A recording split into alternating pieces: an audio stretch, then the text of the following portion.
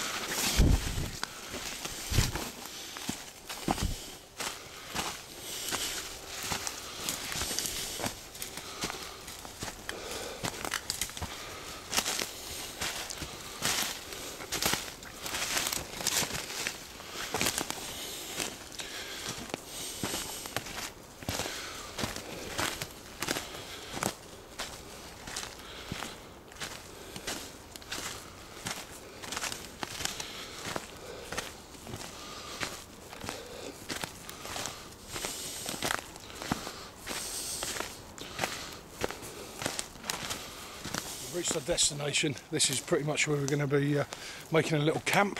We're going to make some a brushwood bivvy of some description, where we can take shelter and sleep and what have you from the elements, and also we'll be building a little fire break and a fire, and then preparing some food, cooking it, eating it, and wash it down with some survival schnapps and a couple of hell beers probably. Okay, so far Elias has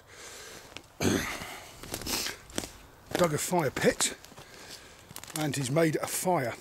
Okay, so we've already got heat, we're ready, sort of on the way already. Starting to construct a lean-to, can't see it so well there, from the wood that's lying around.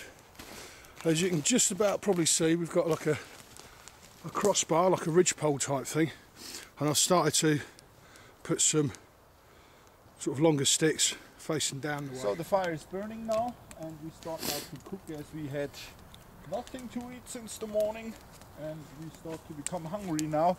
We brought some essential stuff with us, like potatoes, some carrots, a little bit of meat, and we will now make a nice survival meal. Perfect.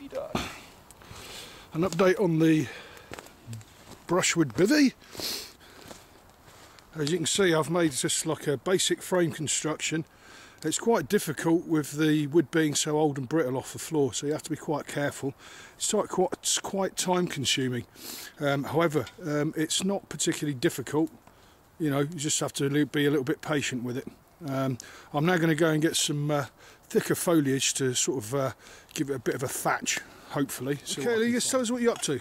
Okay, basically what I'm doing now is I just roast the meat a little bit, but this will not how we will cook it, because what you never ever should do in a survival situation is doing something other with your food than cook it in a pot.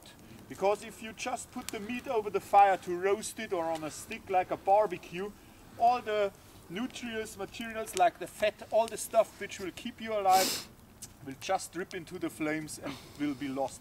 So to conserve all the stuff which is important to survive, you put it in the pot and it will be in there. So I just roast it for the taste a little bit, and then we'll cook it together with all these vegetables we found in the wood, and hope we will have a nice menu in about 1 hour. Perfect. Can't wait. I've been looking for stuff to thatch the roof with. I've found a pile of stuff here that was nicely already chopped and stuff on the floor, luckily, quite fresh, so it should be nice and warm. I've just found a tree which has already been felled, and there's lots of this fresh sort of pine, tannin, whatever you want to call it. Okay, we're not so far from the camp.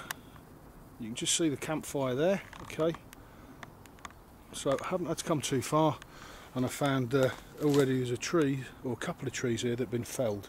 What I need to do is just strip some of the smaller branches off to thatch our roof. We can also use this as like on the ground inside the bivvy as well, just to give you a bit of insulation and stuff.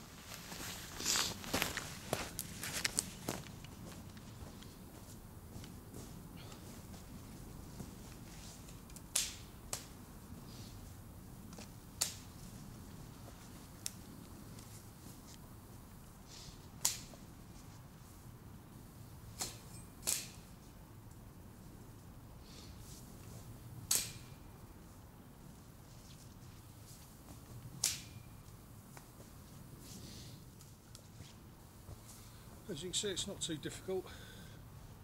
Just chop a few branches off. I'll go and take these back up to the camp now and start thatching.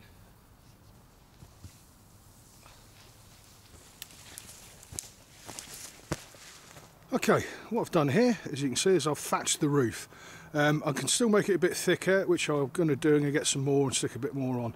Basically, you work your way from the bottom up, making sure that all the branches sort of face in a sort of natural position, so anything that, if any rain or anything comes, it shall run off naturally.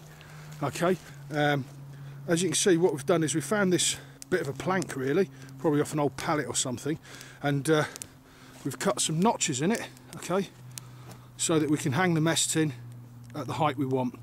We could, if we wanted to, obviously we could put some more notches in at different levels so we can raise or lower the actual mess tin without burning our hands or anything like that, quite sort of safely. At the moment, Elias is constructing a reflector. The idea behind this is we build a wall of logs up, okay, that way it hides the fire from other people's view, but also what it does is it deflects the heat into... Rightio, that's pretty much the camp sort of set up. How long we've been doing it at it? A couple of hours?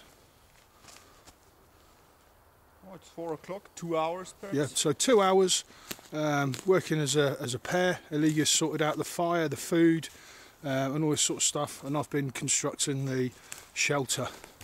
It's finished now. You could be more elaborate, you could go and fetch more of this stuff to put on.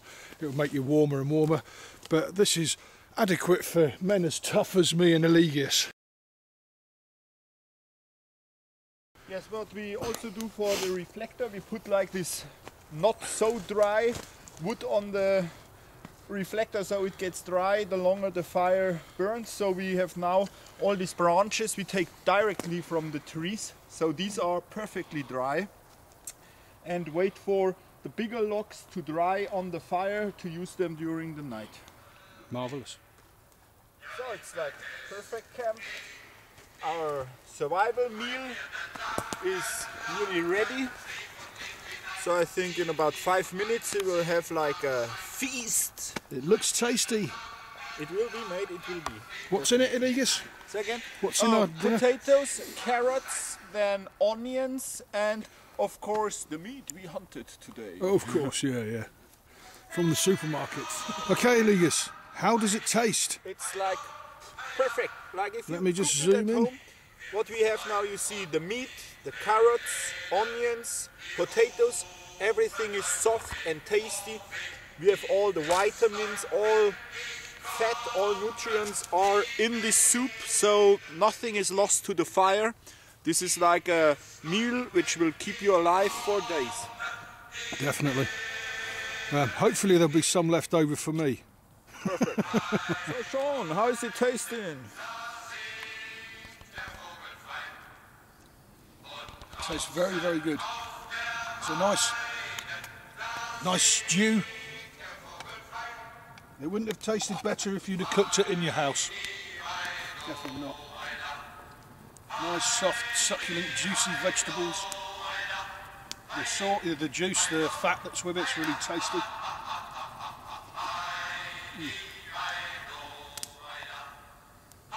Worth working for. We'll probably have to speak up a little bit so the camera can hear us at this distance. But yeah, that's our sort of camp done in a couple of hours. We're now going to have our super drunken pivos and drink them superly. Cheers, mate. Prost.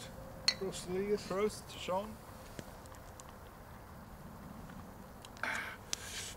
Come to one of our survival camps. Courses frequently in this forest. Yeah, yeah.